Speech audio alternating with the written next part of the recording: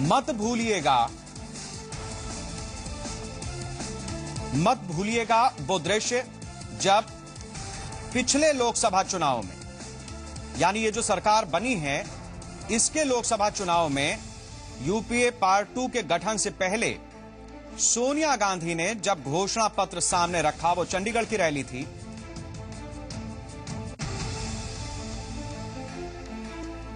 उस समय अपने चेहरे को अपने ही हाथ से छिपा लिया और मनमोहन सिंह को आगे किया। लेकिन जब वक्त करवट लेता है तो फिर जो हो रहा है वो शायद सपने में भी नहीं सोचा गया होता है। हमारे संपादक वासिंद्र मिश्र जी इस समय हमारे साथ जुड़े हुए हैं।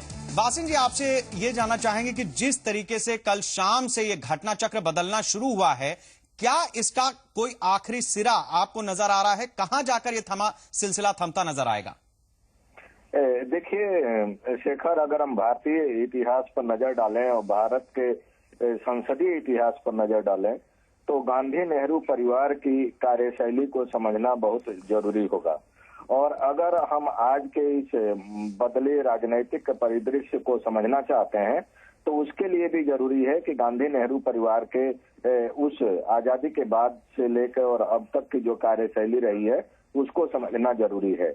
पंडित नेहरू से लेकर इंदिरा गांधी और अब सोनिया गांधी, इनकी कार्यशैली में तमाम अलग अलग विभिन्नताओं के बावजूद जो एक समानता नजर आती है वह यह है कि जब कभी छवि की बात आए, जब कभी इमेज की बात आए, इमेज बिल्डिंग की बात आए, तो किसी न किसी को स्केप गोट बना के अपनी छवि बचाए रखी जाए।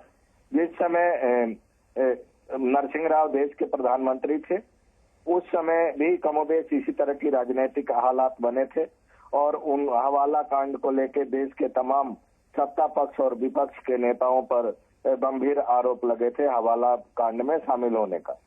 और तब भी यही हुआ, जिस नरसिंह राव को नई आर्थिक नीति के लिए, उदारीकरण के लिए पितामह कहा जा रहा था कांग्रेस पार्टी की तरफ से और गांधी परिवार की तरफ से, उसी नरसिंह राव को बाद के दिनों में पहले पार्टी के अध्यक्ष पद से हटाया गया और उसके बाद जब वो प्रधानमंत्री पद से अलग हुए तो उनका बाद का जो राजनीतिक जीवन था वो पूरा का पूरा कोर्ट कचहरी का चक्कर काटते बीता।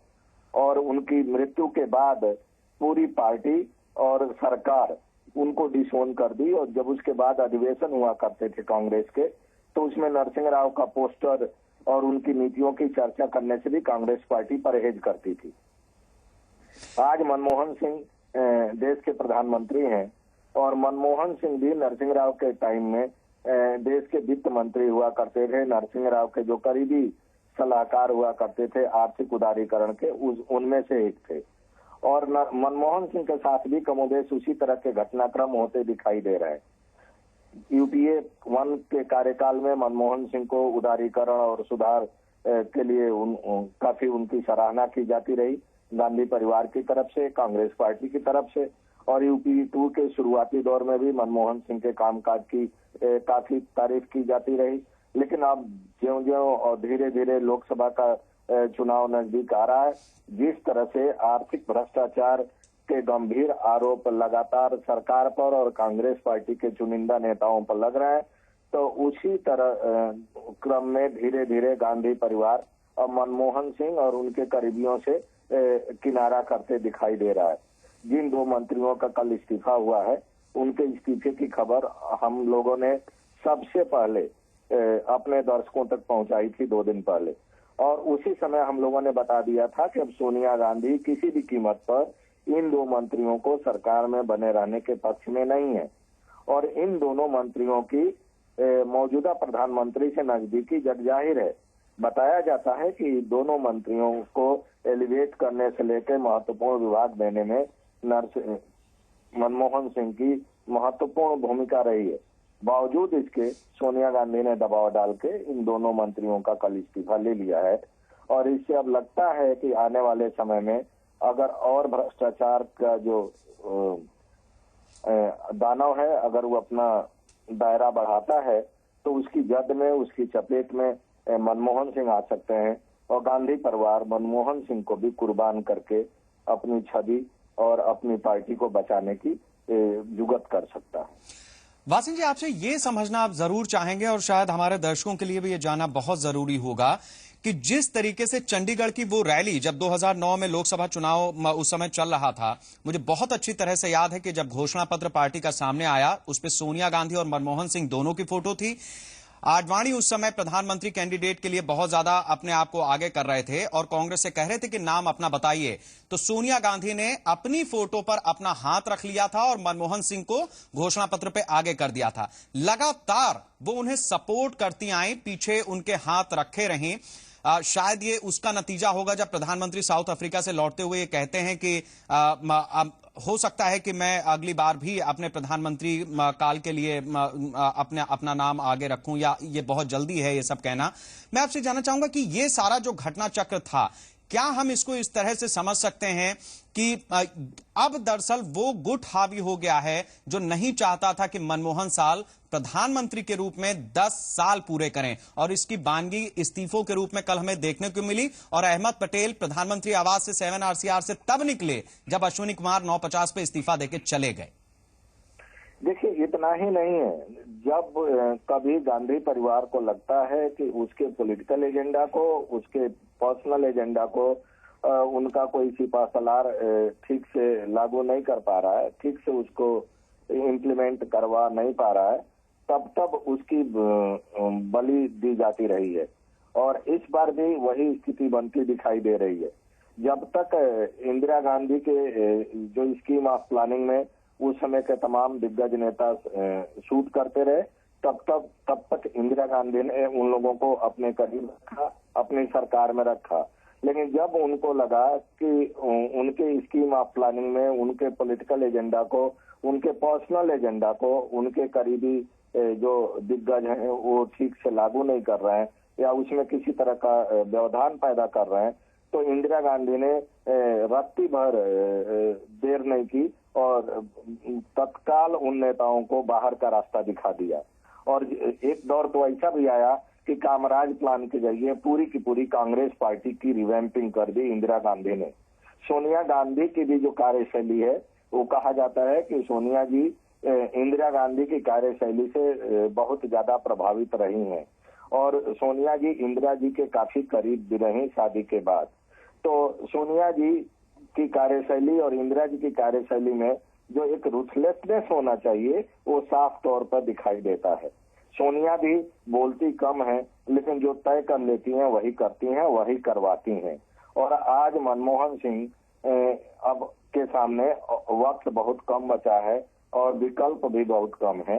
और आज की तारीख में मनमोहन सिंह की जो छवि है वो देश के सबसे कमजोर अगर कहें और सबसे दागी प्रधानमंत्रियों में से एक प्रधानमंत्री के रूप में बनी है। तो ऐसी स्थिति में अगर सोनिया गांधी कोई ड्रास्टिक स्टेप लेती हैं और वो तय करती हैं कि नेतृत्व परिवर्तन जरूरी है 2014 के पहले, तो न तो अब मनमोहन सिंह के पास उस तरह की गुडविल बची है, न उस तरह का बेदाग चेहरा बचा है कि वे अपने गुडविल, अपनी बेदाग छवि और बेदाग चेहरे के दम पर सोनिया गांधी के किसी भी निर्देश और आदेश का उल्लंघन करने की हिम्मत जुटा सके। वासिन जी, इसका दूसरा पहलू अगर हम देखें तो शायद यही कांग्रेस के लिए सबसे मुफीद वक्त है जब उसे लोकसभा चुनाव में भी आगे जाना है। और अगर वो एक ऐसा चेहरा आगे करती है जिसको वो भविष्य की राजनीति के तौर पर देखती आई है, तो शायद ये कहना गलत नहीं होगा कि सबसे ज्यादा मुफीद वक्त या सबसे अच्छी चोट मनमोहन सिंह को हटाने के लिए टाइमिंग उसकी यही है। कांग्रेस पार्टी और खासतौर से गांधी परिवार पॉलिटिकल फैसलों के लिए, सही वक्त पर सही फैसले के लिए जाना जाता है और इस मामले में गांधी परिवार को महारत हासिल है। सोनिया गांधी ने जिस तरह से एक हफ्ते के दौरान पोस्चरिंग की है, पूरा देश इस समय इस बात को लेकर मुतमईन है कि प्रधानमंत्री मनमोहन सिंह अपने दोनों दागी भ्रष्ट मंत्रियों को हटाने के पक्ष में नहीं थे, लेकिन सोनिया गांधी के दबाव के चलते, सोनिया गांधी के सख्त रुख के चलते उनको अपने 2 चहेते मंत्रियों को सरकार से बाहर करना पड़ा है। तो आज की तारीख में एक बार फिर जो सोनिया की छवि है वह एक बहुत ही कह सकते हैं कि एक अच्छे राजनेता के रूप में बनती दिखाई दे रही है। और कांग्रेस पार्टी चाहती भी यही है कि सोनिया को एक त्याग की मूर्ति, एक ईमानदार राजनीति में पहल करने वाली नेत्री के रूप में प्रोजेक्ट किया जाए और हमेशा बनाए रखा जाए। और शायद इसीलिए इन दो मंत्रियों को निकाले जाने का पूरा जो क्रेडिट है वो सोनिया गांधी को दिया जा रहा है, पार्टी की तरफ से और सरकार की तरफ से भी। बासन जी, एक तुलना में और जरूर इस चर्चा में लाना चाहूंगा।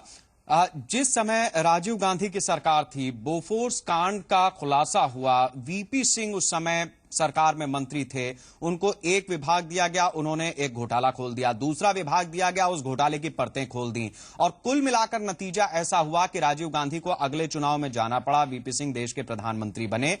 तो क्या हम इस बात को समझ सकते हैं कि कमोबेश मनमोहन सिंह गांधी परिवार के लिए वीपी सिंह की भूमिका में आ गए हैं? देखिए, उस समय की परिस्थिति अलग थी और आज की अलग है। उस समय खुद राजीव गांधी देश के प्रधानमंत्री थे, तो उस समय जो भी घोटाला हुआ था उसकी नैतिक जिम्मेदारी प्रधानमंत्री की थी। तो वीपी सिंह ने जो भी आरोप लगाया था उसके लिए देश की जनता ने सीधे तौर पर राजीव गांधी को जिम्मेदार माना, क्योंकि राजीव गांधी प्रधानमंत्री की कुर्सी पर काबिज थे। लेकिन आज की स्थिति विपरीत है। आज प्रधानमंत्री की कुर्सी मनमोहन सिंह के पास है। अभी तक जितने जांच रिपोर्ट आई है, चाहे वो सीएजी के जरिए खुलासा हुआ हो, सीबीआई के जरिए खुलासा हुआ हो, जितने बड़े घोटाले हुए हैं उन सारे घोटालों की जो परिणति है, जो अंतिम सिरा है, वो पीएमओ में जाकर रुक रहा है।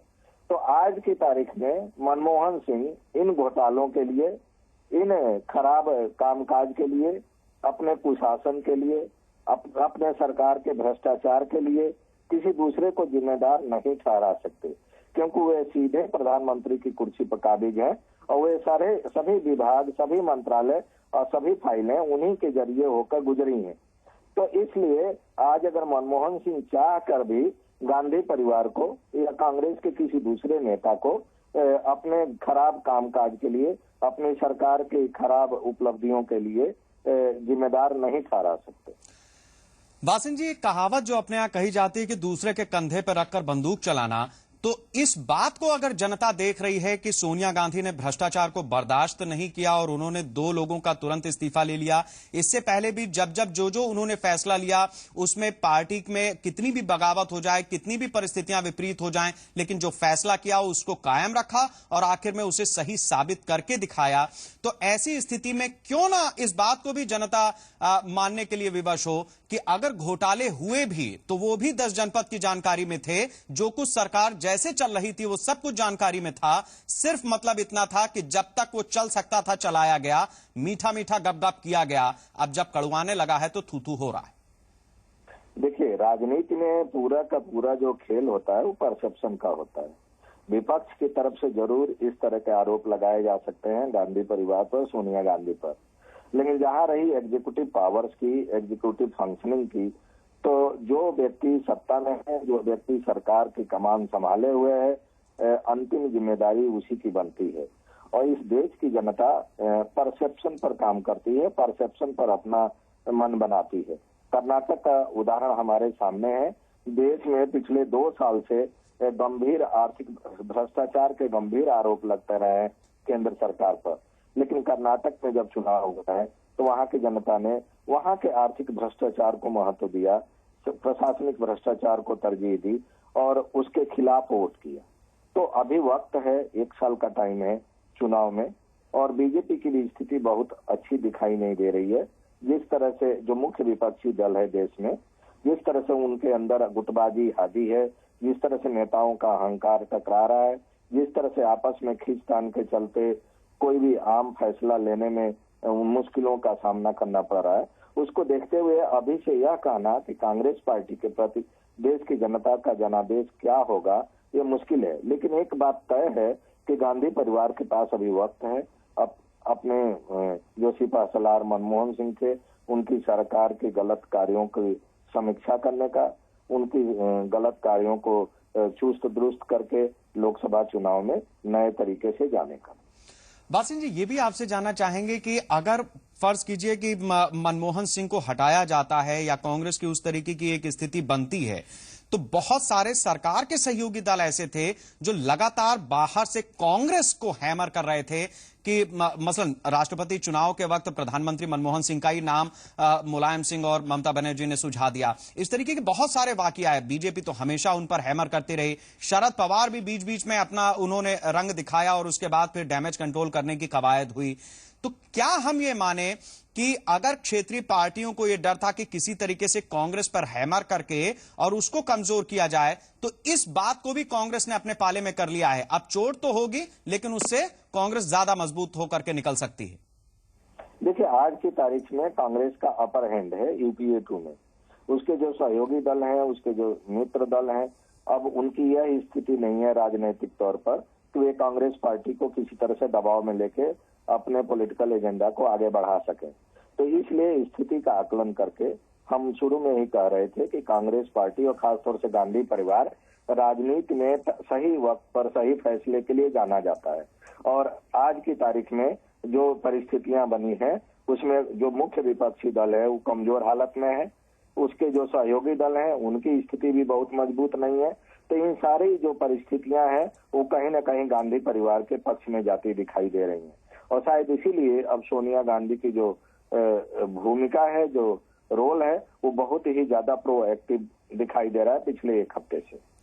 वासिन जी, अब विपक्ष जाहिर सी बात है कि एक सवाल जरूर उठाएगा कि अगर माफ कीजिएगा, अश्विनी कुमार का इस्तीफा होता है तो फिर अश्विनी कुमार बचाना किसे चाहते थे? तो जाहिर सी बात है कि वो सारी उंगलियां पीएमओ की तरफ चली जाती हैं। तो कितने दिन मनमोहन और मनमोहन के बाद क्या?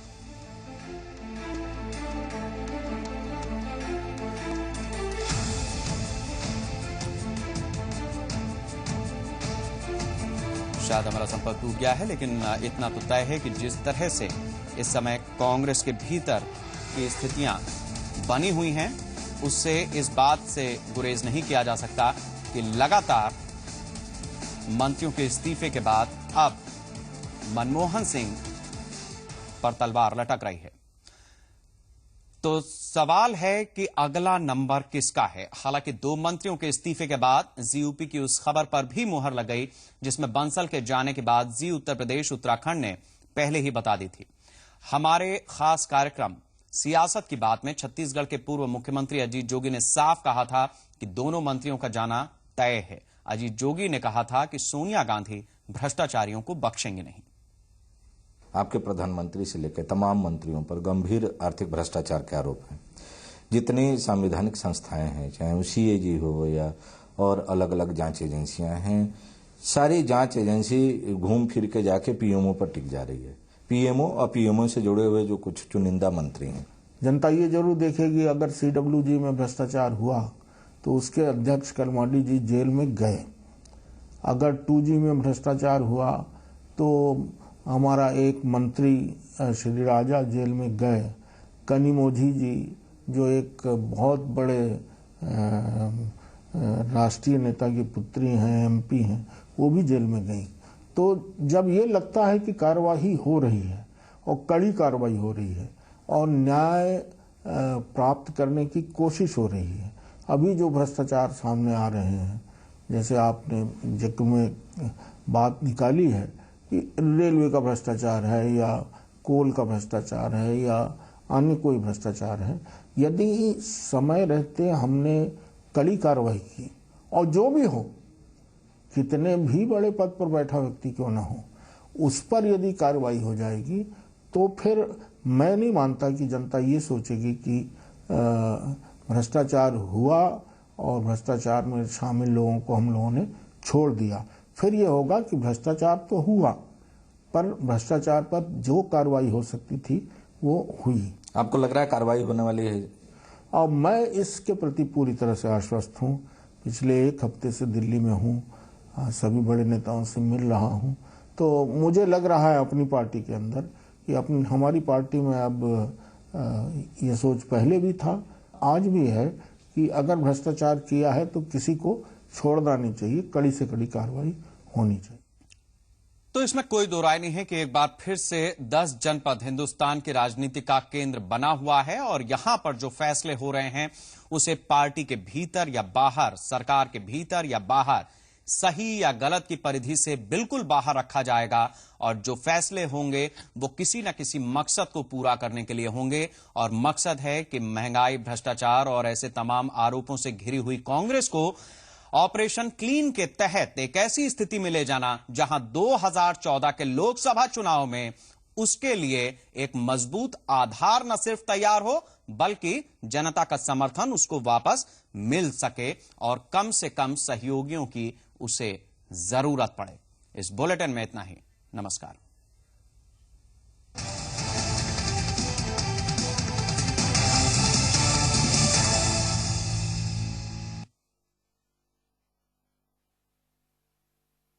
प्रायोजक हैं ऑन, खेलो फुल ऑन। कभी छोटी सी शरारत बन जाए आफत, और जिंदगी is good, TT innerwear, TT is good. अब चाक सफेदी, सुखी हाथ और चमक दमक भी रहे साथ। एरो गैरो नट्टू खैरो की खत्म हो गई बारी, सब पे भारी घड़ी हमारी घड़ी डिटर्जेंट केक। पहले इस्तेमाल करें फिर विश्वास करें। जीतिए एक फ्लैट और करोड़ों के इनाम। खरीदिए वेक्टस ग्रुप के गंगा, वाटरवेल, वेक्टस पानी की टंकियां और पाइप। नानी की दी हुई ब्लैंकेट में छुपी है मेरी ममता। समय है इसे बांटने का। Johnson's baby share the language of love. बांटिए अपने बच्चों की पुरानी चीजें उनके साथ जिन्हें इनकी जरूरत है। योगदान करने के लिए इस नंबर पे मिस्ड कॉल दे। बाकी सब बढ़िया है? एकदम बढ़िया। सॉरी। अरे क्या सॉरी? बच के चलो भैया। अंदर सब बढ़िया है? अरे बढ़िया बढ़िया क्या बढ़िया? मेरा लक, लक्स कोजी, अपना लक पहन के चलो बाबा। इंडिया की हर जरूरत के लिए हमने बनाया है एक सिम्फनी, और हमारा हर कूलर सिर्फ 1 या 2 बल्ब के बिजली के खर्चे पर रखे इंडिया को कूल। सिम्फनी, इंडिया का कूलर, इंडिया को रखे कूलर।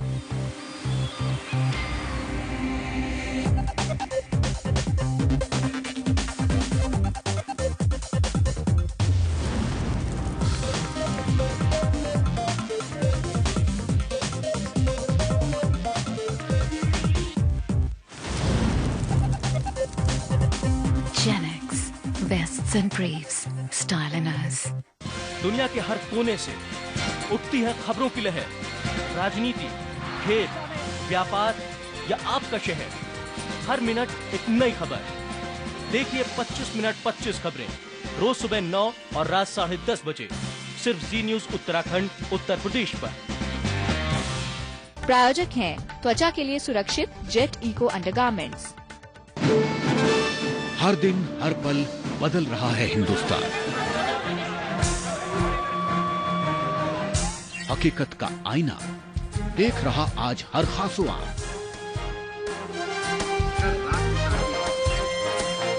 कहां, कब और कैसे बनी खबर, देखिए दिन भर रोज रात 10 बजे सिर्फ जी न्यूज उत्तराखंड, उत्तर प्रदेश पर। प्रायोजक हैं डॉलर बिग बॉस, फिट है बॉस, प्रकृति जैसी शुद्धता हमारी पहचान, MDH मसाले, the real spice of India, और सिम्फनी, इंडिया का कूलर, इंडिया को रखे कूलर। शॉट्स की शह पर स्कोर्स को मार, खेल के मैदान में खिलाड़ियों का महासंग्राम। किसे मिली शिकस्त, किसने जीती जंग, खेल की दुनिया की हर खबर स्पोर्ट्स टाइम पर रोज शाम 6:30 बजे सिर्फ जी न्यूज उत्तराखंड, उत्तर प्रदेश पर। प्रायोजक हैं सबका दिल मेरी मुट्ठी में, बस एक चुटकी में, MDH पाव भाजी मसाला। आप देख रहे हैं जी न्यूज नेटवर्क, देश का सबसे बड़ा न्यूज नेटवर्क। लगातार जारी है जी बिजनेस की बादशाहत का सफर। सभी बिजनेस न्यूज चैनल्स को पीछे छोड़ते हुए जी बिजनेस एक बार फिर बन गया है देश का नंबर 1 बिजनेस चैनल। जी बिजनेस, आपका फायदा। देखिए सबसे भरोसेमंद खबरें अब डिजिटल क्वालिटी के साथ, क्योंकि जी न्यूज उत्तराखंड, उत्तर प्रदेश उपलब्ध है Airtel digital TV channel number 290 पर और डिश टीवी चैनल नंबर 570 पर। अपना ऑपरेटर चुनिए समझदारी से। प्रायोजक है प्रकृति जैसी शुद्धता हमारी पहचान, MDH मसाले, the real spice of India.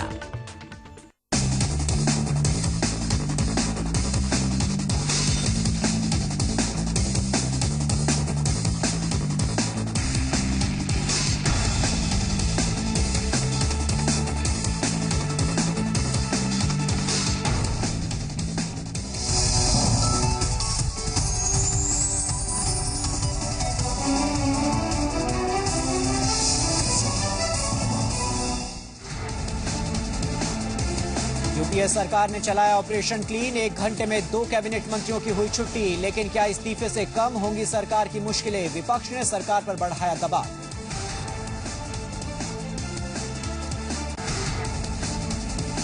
Kanpur में भुखमरी के कगार पर पहुंचा एक परिवार। राष्ट्रपति से लगाई इच्छा मृत्यु की गुहार। पीड़ित शख्स का आरोप, 1 लाख रिश्वत न दे पाने पर नौकरी नहीं हुई बहाल।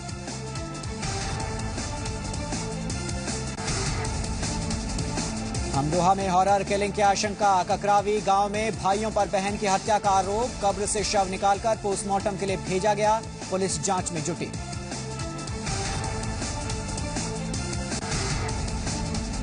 पाकिस्तान में नेशनल असेंबली के लिए वोटिंग जारी। कड़ी सुरक्षा के बीच 272 सीटों के लिए डाले जा रहे हैं वोट। नवाज और इमरान में कांटे की टक्कर। एंटी इनकम्बेंसी के चलते जरदारी मुश्किल में।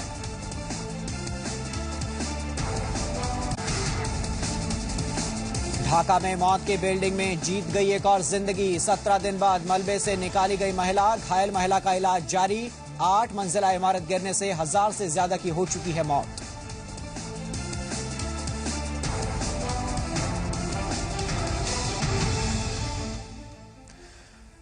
नमस्कार, बुलेटिन में आप सभी का स्वागत है। मैं हूं राज। लोकसभा चुनाव के मद्देनजर ब्राह्मण वोटरों को लुभाने में बीएसपी और एसपी दोनों इस वक्त लगी हुई हैं। समाजवादी पार्टी कल लखनऊ में परशुराम जयंती मनाने जा रही है, जिसमें एसपी मुखिया मुलायम सिंह यादव, स्पीकर माता प्रसाद पांडे और मुख्यमंत्री अखिलेश यादव भी शिरकत करेंगे, जिसमें ब्राह्मण बिरादरी के आम लोगों के अलावा अयोध्या, काशी, चित्रकूट, मथुरा के साधु संतों को भी बुलाया गया है। तो एसपी एक बार फिर से ब्राह्मण सम्मेलन एसपी की तरफ से बुलाया गया है।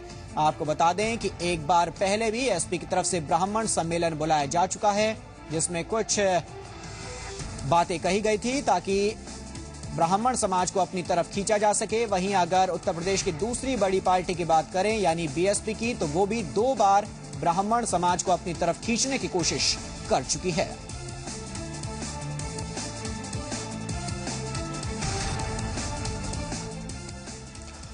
और पिछड़ा वर्ग पर मजबूत पकड़ बनाए रखने के लिए समाजवादी पार्टी पिछड़ा वर्ग प्रकोष्ठ के साथ मंडलीय सम्मेलन आयोजित करने जा रही है। यह सम्मेलन मई और जून 2013 में पिछड़ा वर्ग प्रकोष्ठ के प्रदेश अध्यक्ष नरेश उत्तम की अध्यक्षता में आयोजित होंगे, जबकि राज्य मंत्री गायत्री प्रसाद प्रजापति मंडलीय सम्मेलनों के मुख्य संयोजक होंगे। योजना के मुताबिक सभी मंडलों के सम्मेलन 31 अगस्त तक आयोजित करने के बाद सितंबर में लखनऊ में एक विशाल पिछड़ा वर्ग महासम्मेलन का आयोजन किया जाएगा। विवेक तिवारी हमारे साथ जुड़े हैं ताजा अपडेट लेकर। विवेक, कल एक बार फिर से ब्राह्मण समाज को अपनी तरफ खींचने की कोशिश की जाएगी। एसपी इस वक्त आगे निकलती हुई नजर आ रही है ब्राह्मण समाज को अपनी तरफ खींचने में। एसपी ने कुछ कार्यक्रम ब्राह्मण समाज के लिए बनाए हैं ताकि ज्यादा से ज्यादा ब्राह्मण समाज के लोगों को अपनी तरफ खींचा जा सके। कल जो सम्मेलन होगा, क्या एसपी की तरफ से भी उसमें ये कुछ कार्यक्रम बनाए जा सकते हैं, जैसा कि बीएसपी कर चुकी है, कि ज्यादा से ज्यादा ब्राह्मण समाज के लोग उनकी तरफ खींचे चले आए? जी बिल्कुल, इसकी पूरी संभावना है कि जिस तरह से पिछड़ा वर्ग के लिए सम्मेलन किए जा रहे हैं समाजवादी पार्टी की तरफ से हर मंडल में, उसी तरह से ब्राह्मणों के लिए भी कुछ और सम्मेलन किए जाएं। हालांकि कुछ सम्मेलन किए गए हैं। लखनऊ में जो 26 अप्रैल को जो सम्मेलन हुआ था उसमें उसकी कामयाबी को देखते हुए समाजवादी पार्टी ने एक कदम और आगे बढ़ाया है और अब परशुराम जयंती के बहाने ब्राह्मणों को लुभाने की कोशिश की जा रही है। जैसा आपने बताया कि अयोध्या और काशी, मथुरा, चित्रकूट के साधु संत को भी इसमें बुलाया गया है, संस्कृत के आचार्यों को बुलाया गया है और बड़ी भीड़ जुटाने की कोशिश यहां पर की गई है। हालांकि समाजवादी पार्टी का जो दफ्तर उसकी कैपेसिटी बहुत ज्यादा नहीं है, लेकिन फिर भी एक मैसेज देने की कोशिश जरूर ब्राह्मण समाज को की जा रही है कि वो उनके साथ जुड़े और समाजवादी पार्टी उनके साथ है। आगे किस तरह की रणनीति बनती है ये देखना होगा, लेकिन ये इस बात की कयास लगाए जा रहे हैं कि मंडलों में या जिला स्तर पर भी इस तरह के सम्मेलन समाजवादी पार्टी ब्राह्मणों के लिए ऑर्गेनाइज करे। जी अवनीश, बड़े नेता भी एसपी की तरफ से शामिल होंगे इस सम्मेलन में? जी बिल्कुल, इसमें खुद सपा सुप्रीमो मुलायम सिंह यादव और मुख्यमंत्री अखिलेश यादव शामिल हो रहे हैं। स्पीकर माता प्रसाद पांडे भी इसमें होंगे, शिवपाल यादव भी इसमें होंगे। इसके अलावा जो ब्राह्मण शहर हैं समाजवादी पार्टी के, उनको भी आगे किया जा रहा है, क्योंकि सारी तैयारी और जो प्रिपरेशन की गई है, कवायद की जा रही है, वो उन्हीं लोगों के द्वारा की जा रही है। 2 चेहरे प्रमुख तौर पर इसमें